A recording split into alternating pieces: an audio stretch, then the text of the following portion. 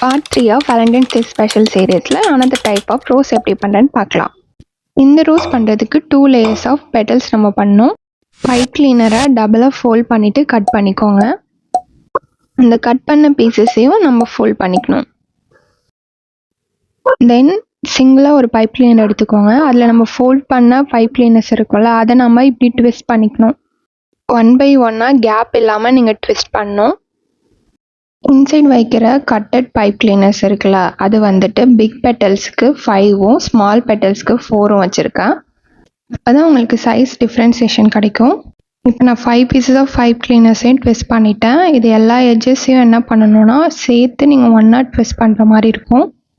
இதோட கார்னரில் எல்லாமே உள்ளே இருக்க மாதிரி பார்த்து ட்விஸ்ட் பண்ணுங்கள். அப்போ தான் வந்து எதுவுமே ரிமூவ் ஆகாது. இது கரெக்டாக ரோஸ் பெட்டல்ஸ் எப்படி இருக்குமோ அதே மாதிரி நம்ம ஷேப் பண்ணணும்.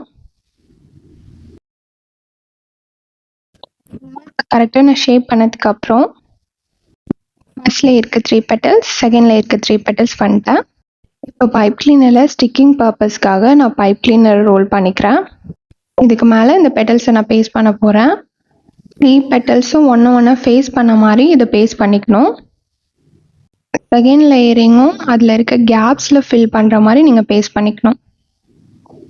Final step, first hemming green tape use பண்ணி ஃபுல்லாக ரோல் பண்ணிக்கோங்க. I hope you like this video. Thanks for watching.